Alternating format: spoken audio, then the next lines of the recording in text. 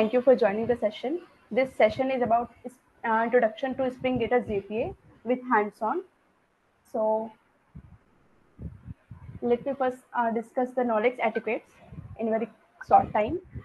First one is punctuality. So join the session 5 minutes prior to the session start time, so we can start the session on time and end the session on time as well.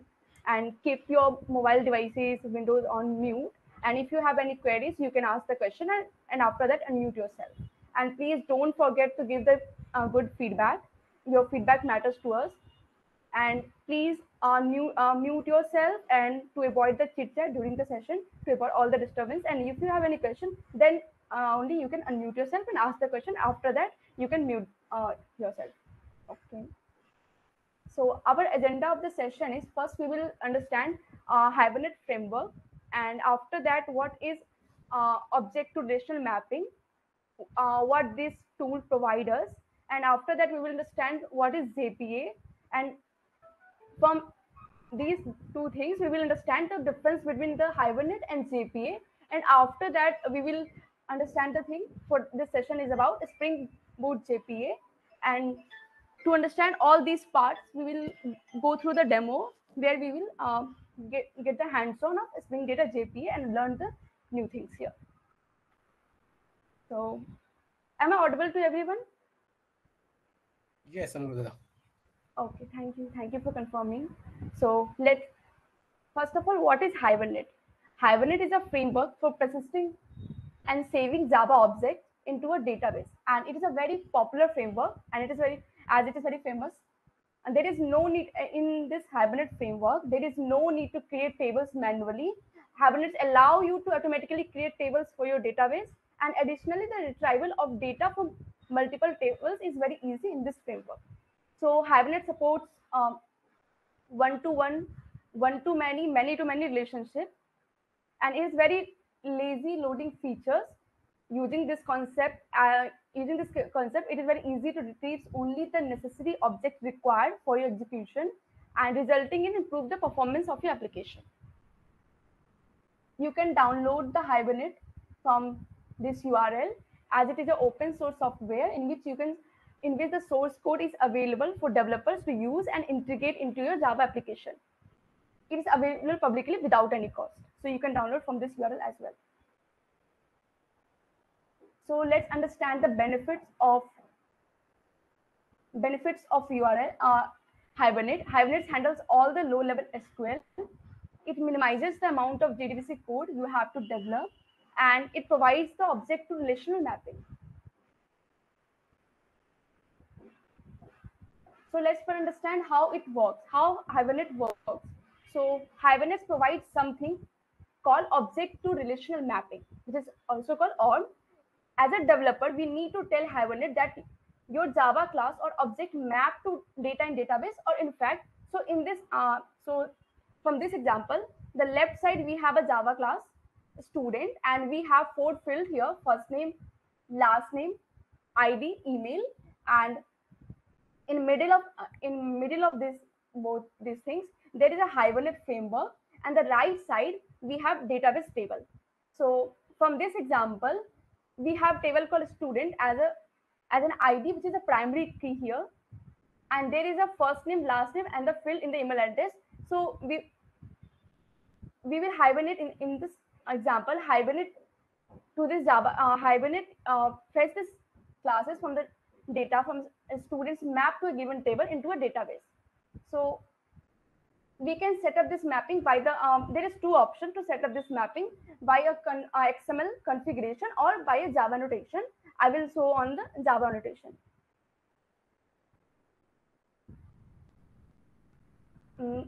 Hibernate, IBTs, top links, Eclipse, you can see in the diagram. These are the popular ORM tools, frameworks in Java, and Hibernate is the most popular one. So let's understand the JPO. Before working with the Spring Data JPA or JPA, we need to have the understanding of JPA first. So what is JPA? JPA stands for Java Persistence API. So what it exactly means? To implement the ORM in Java, we need some tool. We use Hibernate one of these tools. We have many tools, as already seen in the previous slide, IBTs and any of the tools, MyBTs, IBTs, Open JPA. But there's so many tools available in these, and there are many companies which are using ORM. But the problem is, if you have different tools, right? Then let's say today we are using Hibernate as an entire application built using Hibernate, and let's say after 2 years we want to do some modification, you want to add some features, you want to add some uh, extra extra things from your own choice. Then in that case, it would create a problem to switch from Hibernate to the other frameworks. So it would be not easy for switching from one tool to the different tools for adding the features. So in that scenario, to different between the different tool, we can switch it by using the same type of structure of the same specification. But unfortunately, all these tools are independent. That's why we need to have some common standards. That's why they introduced JPA. It is basically a specification as of all these tools, Hibernate, IoTs, all of them. They're all implementing JPA, so that if you want to switch from IoTs to Hibernate, it would be easier because you are just changing the tool. The implementation of the specification will be the same. So this was the advantage of JPA in our project. Now the question is, if you have JPA, then why you need Hibernate? So as I told earlier, that JPA is just a specification. If you want to work with JPA, you need to add Hibernate, IoTs, or any of the other tools for implementations. So the point is, if you are building Hibernate project and you are using Hibernate, and if you are using a JPA project, either you are using a Hibernate or IoTs.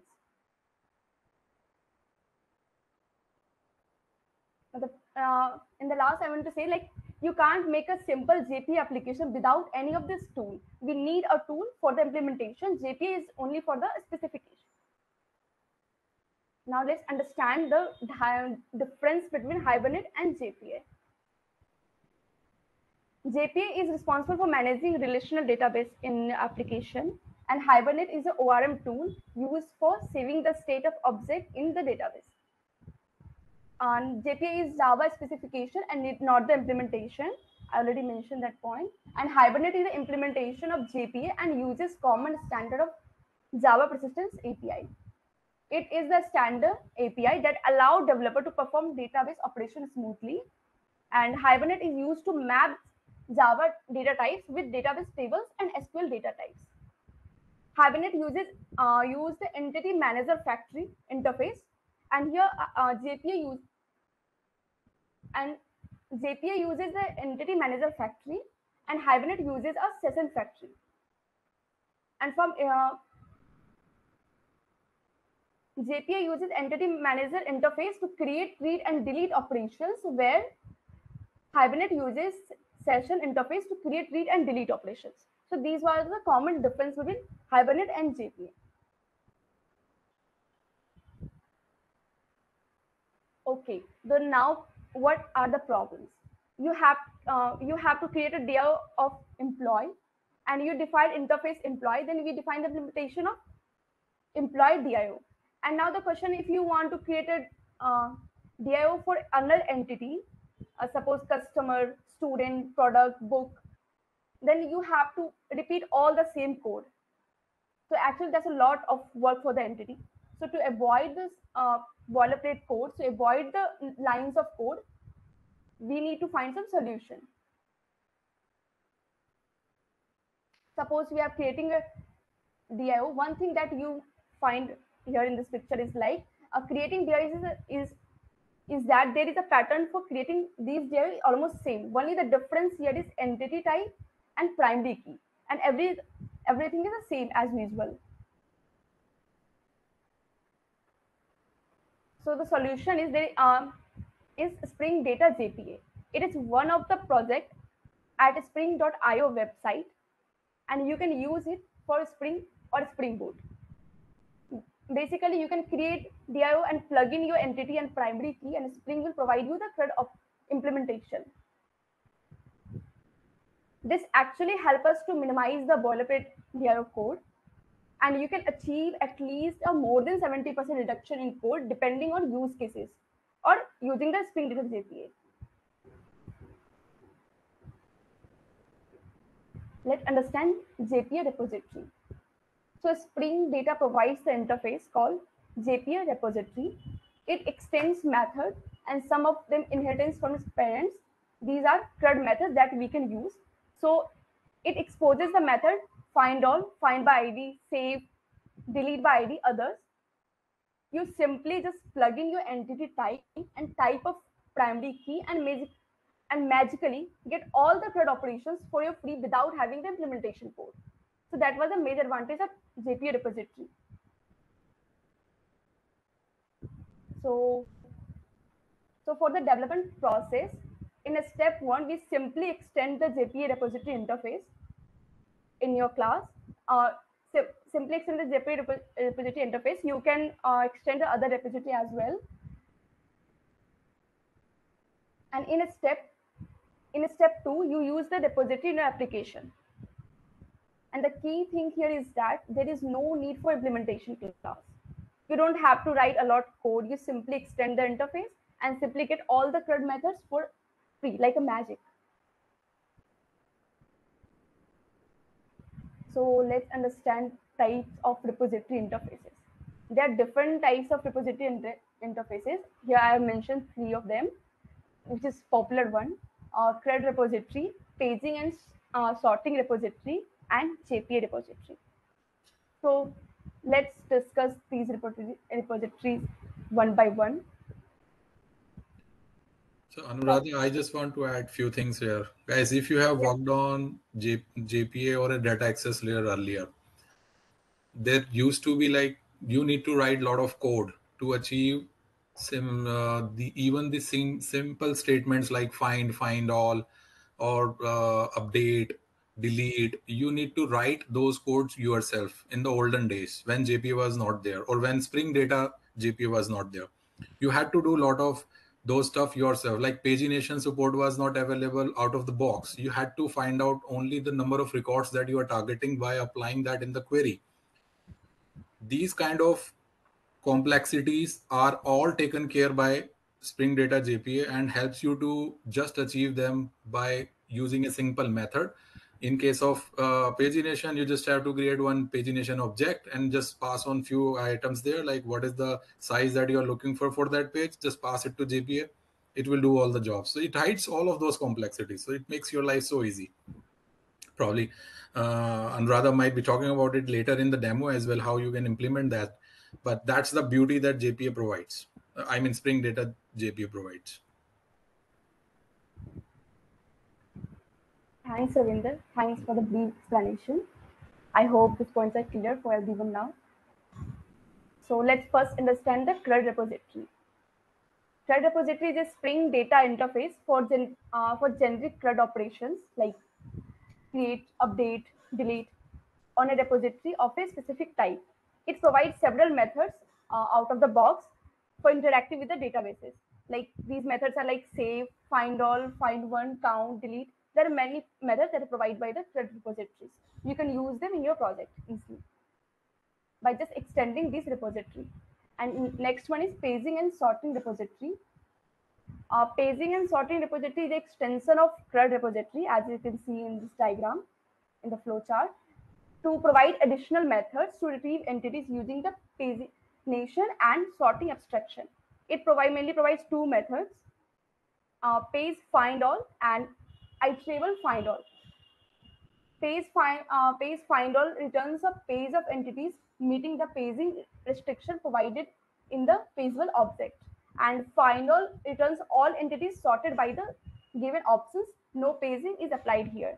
So mainly find all is used to return the entities for paging restrictions, and find all, which contains a parameter sort, is used to sort the given options. So these were the working function of paging and sorting repository. Now let's discuss the JPA repository. JPA repository provides some JPA related methods such as flushing the resistance context and deleting records in a batch. Because of this inheritance mentioned above, JPA repository will have all the functions of CRUD repository and paging and sorting repository as JPA repository extending paging and sorting repository and CRUD repository. JPA repository provides CRUD and paging operation along with the additional methods like flush, send and flush and delete batch. And the return type of save all method is a list. Let's understand the use cases. To perform CRUD as well as a batch operation, defined repository extends JPA repositories. Supported keywords inside methods names. I have taken this snippet from the official document of the Spring Data repository. So these are flowing tables describe the keyword supported for JPA and what a method containing that keyword translate to. So we can go through this the document here.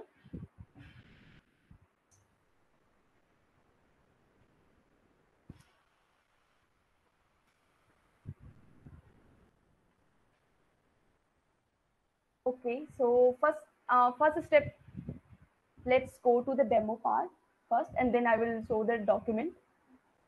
So in demo, we will discuss first create a Spring Boot application and then mapping entities with databases, and after that different JPA annotations, understanding repository and the methods, embeddable and embedded annotations difference and what are the used for, and creating JPA repositories and methods, query annotations, native queries, and query name paths. Guys, if you have any questions so far, like before the demo begins, you can get it clarified. Let's make the session a little more interactive. It looks like it's going on one direction.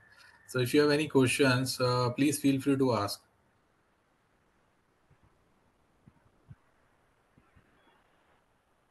Has any one of you worked on the database access layer without using Spring Data JPA?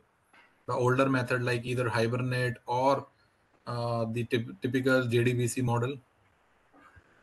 I've only used JDBC, I guess. Yeah, Okay. I also have used JDBC. Okay. So definitely you would find this more easier to use than JDBC because you're talking about that you have used core JDBC, right?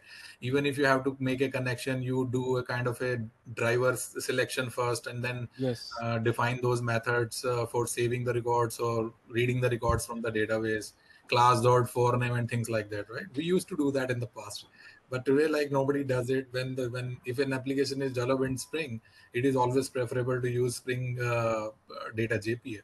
So you would definitely learn something new here for sure.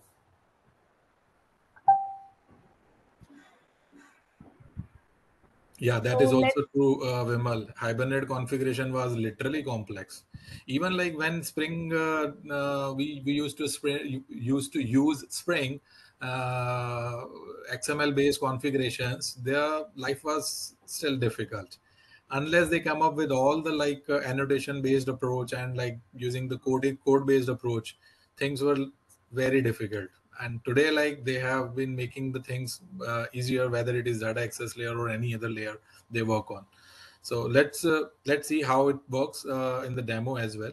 So can you name the different types of entity mapping?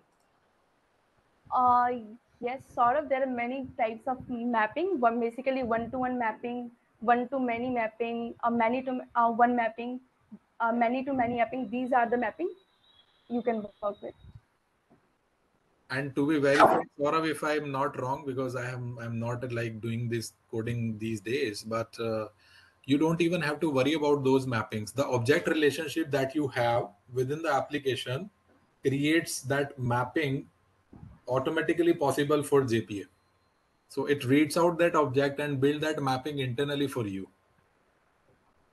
Suppose like you have one to many and the many is within the same object. So suppose a user is there and he's like having multiple educational certifications.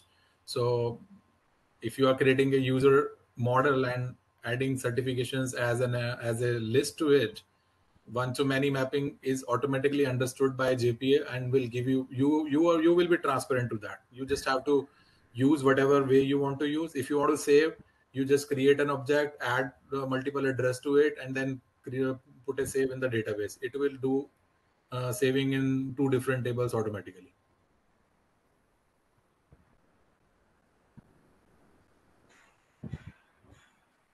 Right, Anuradha? Yes, Ravinder, absolutely. Okay, so let's go to the demo part. We will first create a Spring Boot application.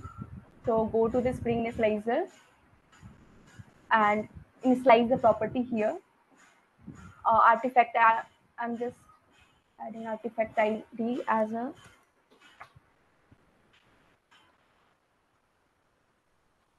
Spring Data JPA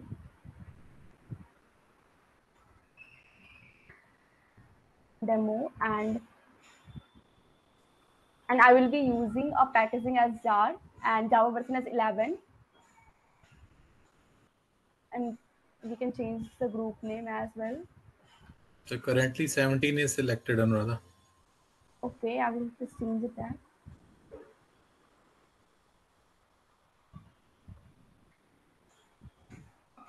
And we will add a dependency here. I will explain the one dependency one by one. This we will add a Spring Data JPA. Spring Data JPA, and next one we will add Lombok. Sorry to interrupt you, Anuradha. Like, would you like to rename artifact like JAP to JPA?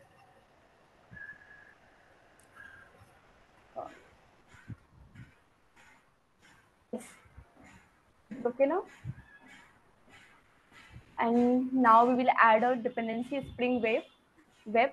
So if you want to create a REST API out of it, we can create a REST API as well. That's why I'm using Spring Web.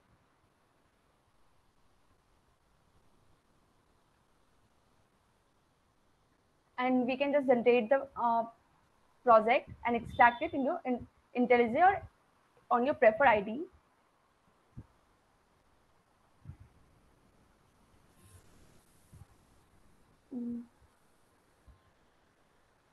I've already cloned that project.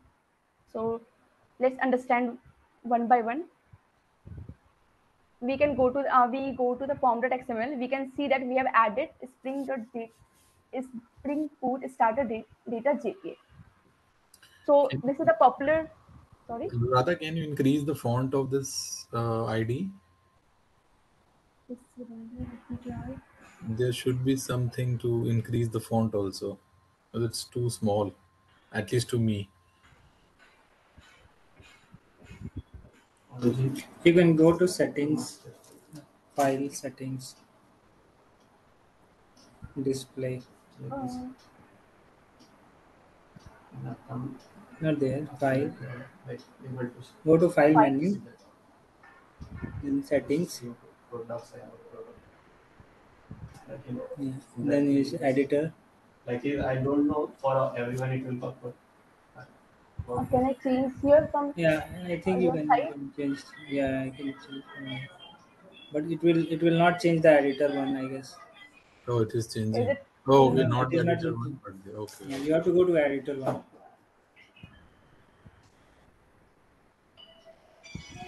And go to the editor. Yes. There, code style, font. Font. See, font, third menu from the top. Yes, here you can increase, I guess. Make it 16 or 18, whatever, at least some bigger number. Yeah, much better. Try 20. Yeah.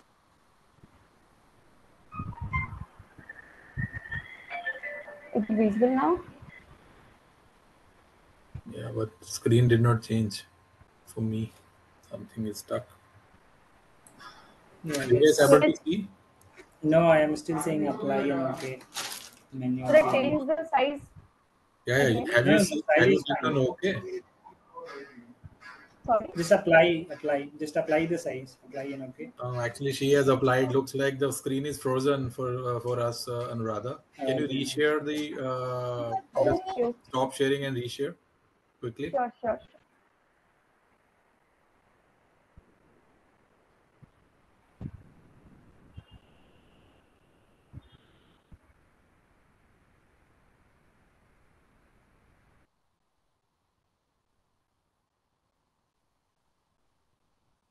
We still see the old one.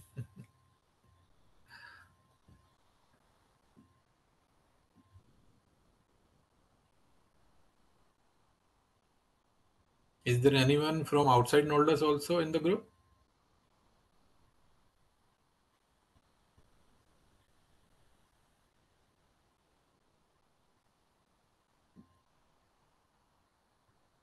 I was also, checking, of course, the list. I'm not sure, but if in case there's anyone who is not part of knowledge, welcome to our knowledge session. I'm sure you would learn great deal of learning. Anuradha, your screen is still frozen. You are there, Anuradha?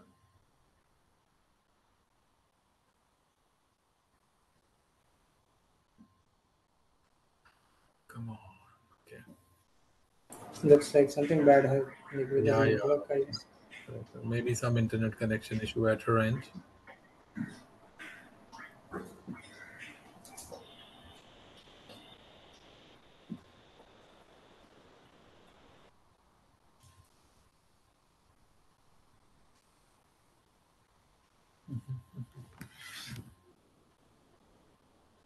By the way, I was saying that there is a huge difference as such for using Spring JPA versus the older way.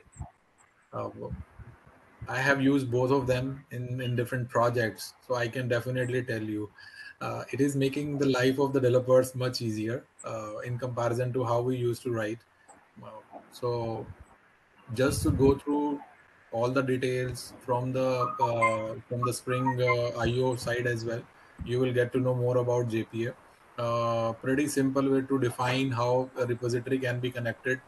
Pretty simple way to run those functions which are required usually for running on the database, CRUD operations, or many other operations that gives you so easy access. Few like keywords that Anuradha showed you, they are like very simple to use, like less than. If you are trying to use something like less than, it's like they have given you certain keywords to implement the similar thing, which you could do by writing a complex SQL query. Like, so you used to do or write complex queries to implement the same, but now the same thing can be done very easily in JPA.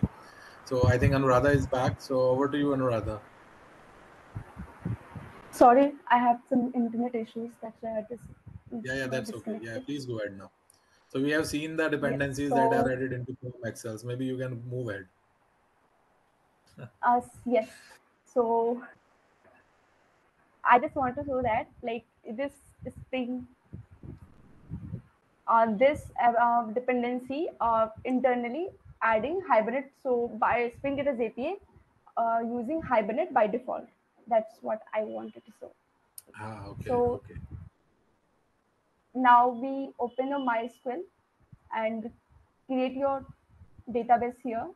Like I have created a database, my school DB. I will work with this database as well. So you can create your own database, and in application that properties, we can see that I have added the configuration over here. The configuration is very simple. I have added the URL of database, username and password of my database, and which particular driver we are using. As I have added MySQL driver, so MySQL database I'm using, and I have defined JPA showed that SQL equal to true. So whenever you are adding any operation, all these particular query will be printed in logs. And now this particular thing Spring.jp Hibernate DDL auto equal to update Now this particular thing defines whatever changes you have defined. Those particular things will interact with database, and that has been defined by DDL auto. Now let's move ahead and see entity class.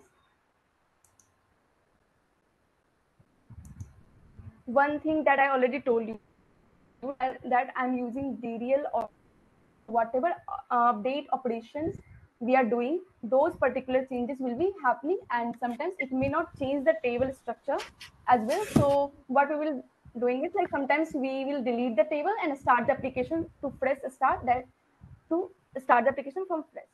So this is a entity class, and now I want to add the particular student in my database. So I will using this. I will be using this name TVL student. So add this particular table name in our database. If I start my application, we'll create a table student, because whatever changes already in database, it will remain the same, and new update will create and add. So different JPA notations. First, we will understand the repository and methods. So let's go to the repository here, and there are different types of interfaces available that defines the different implementation of different methods. So we can use directly for our entities, or you have to create one. So let's see what are the types of methods are available here. So let's go to the JPA repository.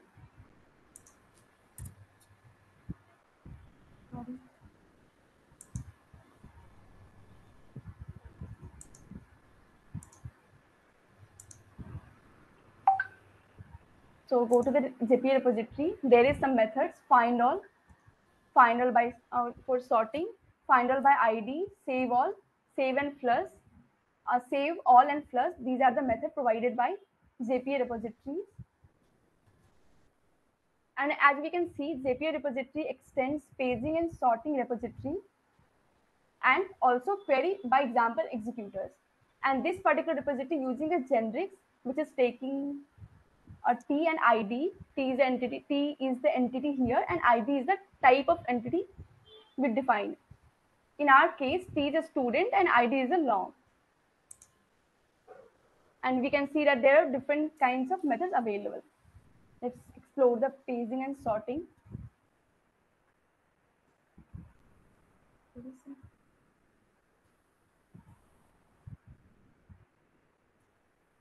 Let's explore the paging and sorting.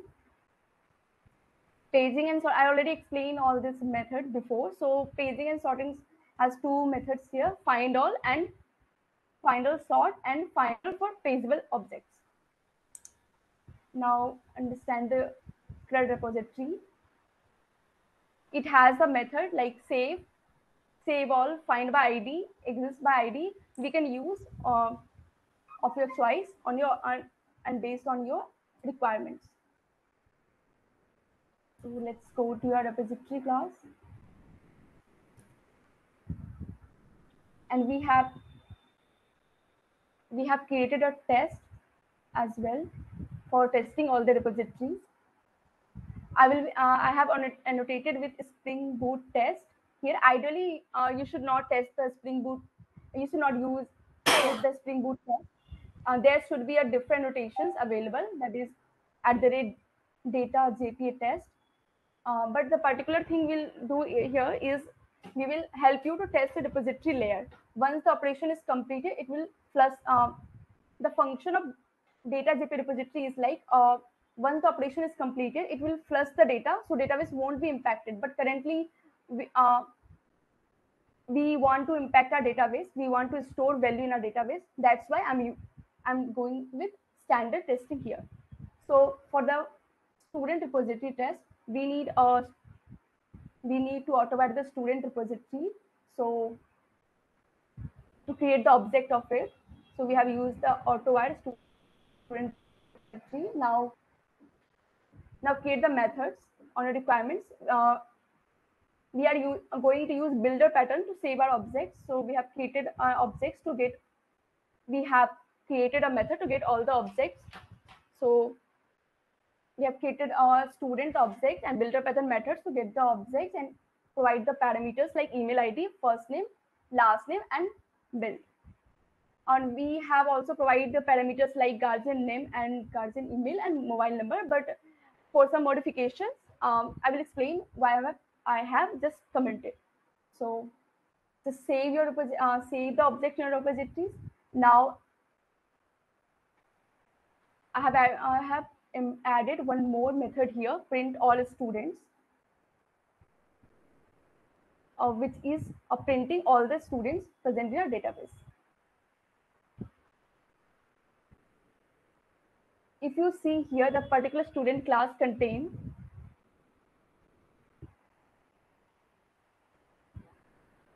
if you can see here, the particular student class contain guardian name, guardian email, and guardian mobile. Ideally, this details should be in separate class because student separate object, guardian should be in separate objects, and that relation is one-to-one mapping. Ideally, this data should be saved in a single database. That's why we need to do something here. Let's see what we can do out of that. We have created a separate guardian class, and this particular class have these properties on name, email, and mobile. But the guardian class can't be emptied because I don't want to have different tables. Like class can't be entity because I don't want to have the different tables for the guardian because we need to integrate both of them with one table. So to use this particular properties for my student table only, like how can we do that? So we can do using the embedded. So for my student class to embedded this guardian class, this particular guardian class should be embedded. So I have defined this class as a embeddable, and now you can use this class in a student class as well. So how I define this? So I have embedded the guardian class in student class as well.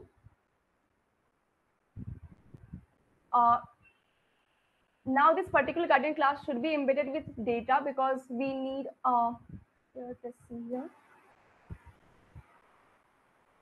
because this data, because we need all constructor and we need no else constructor as well. Now all these properties inside guardian class can be directly named, like it is that it was named as like guardian name, guardian email, and guardian mode previously, but now we just integrate both the classes on one table. We can directly name it again. Now we have to map this particular attributes to our database. So we need to use attributes override annotation as we want to override multiple attributes defined in a list over here. Also define attribute override here and name of the attributes and column name like email, mobile, all the parameters. Now we can create a method save student with guardian.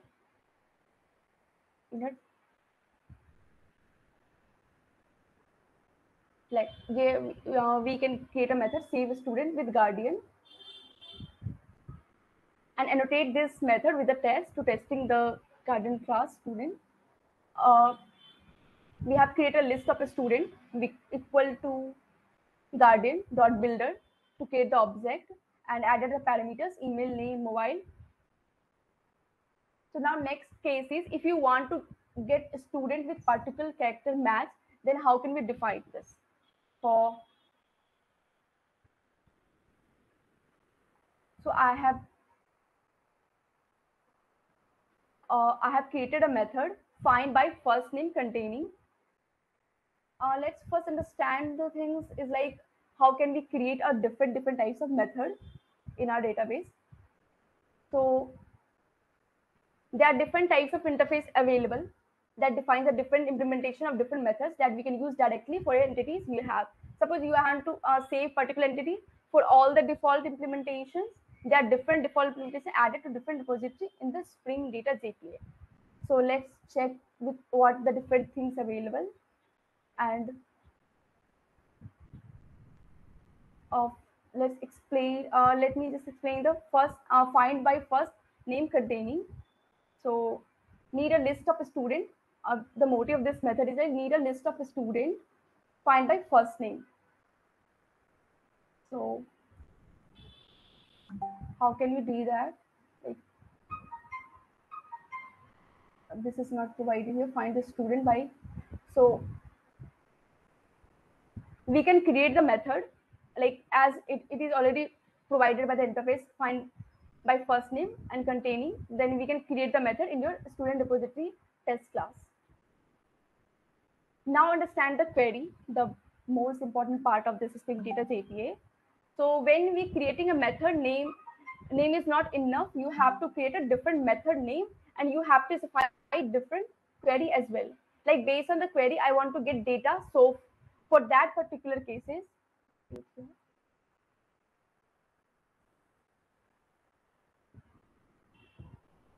you have used the query annotations.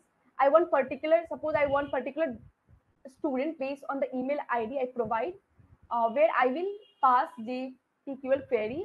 So JPL query based on classes you have create, not based on database. So let's see how we can do that. So let's create a query here.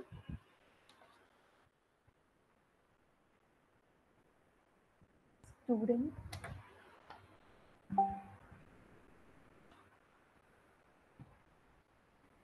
Get the student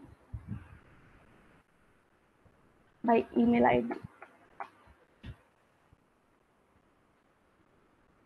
By email address and provide a email address as a string.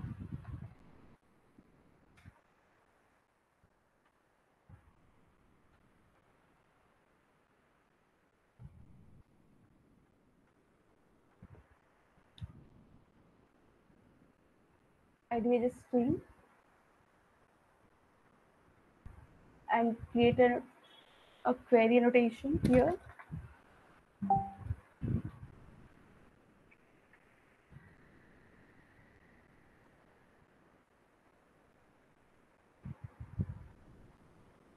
So I need to pass the query. I have given the query notations, and here I will pass the JPL query. So if you want to go to the particular, like, if you go to the official document, you will see there is a JPL query snippet here. So JPL defined a separate way rather than SQL query. So JPL based on the classes you have to define, not based on the table. So let me just create it here.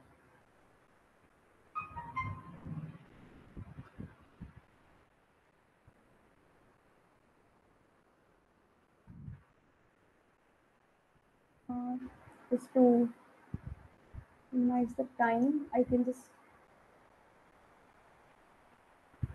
just copy paste the query and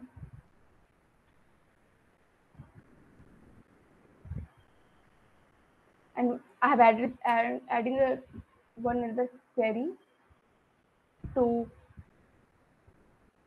get a student first name by email and by email address. So added one more query here. I hope I'm not running out of time, right? Get the student. Yeah, Radhika, you might have to move a little faster. Oh, I'm just getting two query and after that it will be endless. Yeah, sure. Get a student first name. We can mention it's like by email ID.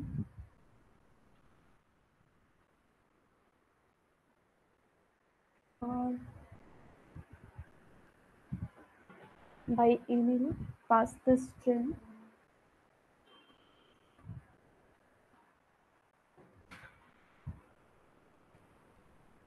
Email ID.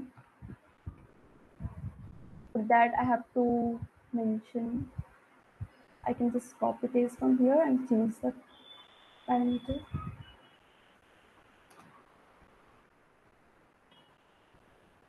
S dot first name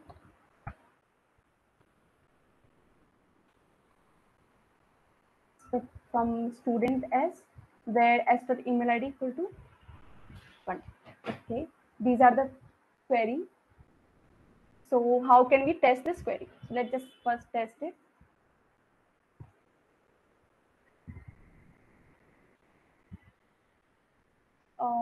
For avoiding the time, let me just create public void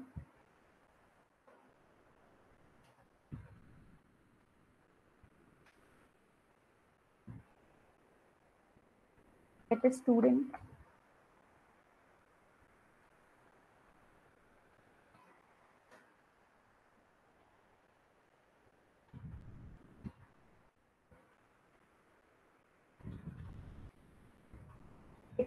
by email address. Method create a student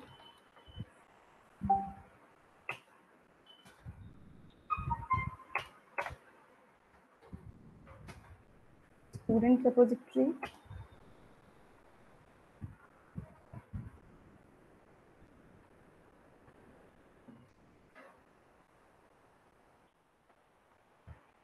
Dot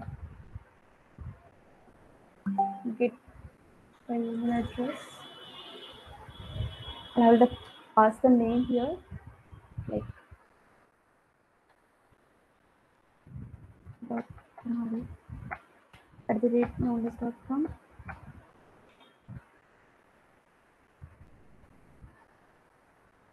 And now we just save this.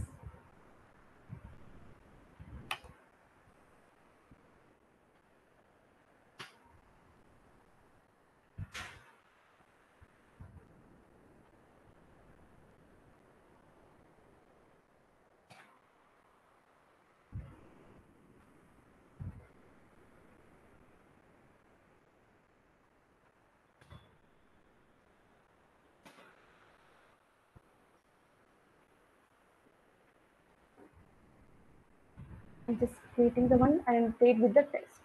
Don't forget to test.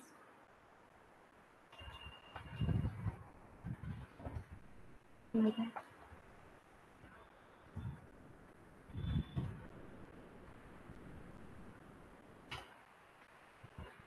So we can get the method from here.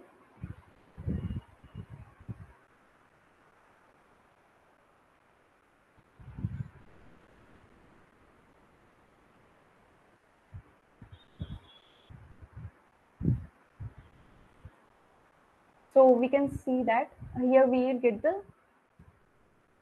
get a student by email address. If you run the database, we can see that we will get the student by email address. And similarly, we can create one more. We can test one more query here. Yeah, that's it for the demo. I hope you will learn something from here. Thank you everyone for your patience. Hello, Ravinda, I think you're saying in mute. Thank you, Anuradha, for explaining how Spring JPA works, what is its purpose, and how it can benefit a developer, how easy it can make the life of a developer to connect with the database. I hope you got some information about JPA. Anuradha will be publishing Tech Hub also on JPA. You can go through them later and use them in the project. And definitely this is going to help you to on the database access layer side. And there are certain useful links also which are provided in the tech. So Anuradha can publish those links as well to you. So you can use this to improve your knowledge on the JPA side. Thank you everyone for joining in. Hope to you have learned something new today. We will be running more such sessions as regular as we are. So we'll see you in the next session. Thank you so much, Ravinder, and thanks, Anuradha. And thanks, everyone. Have a good and great learning day ahead. Thank you. Thanks, everyone. Thank you, everyone. Thank you. Bye.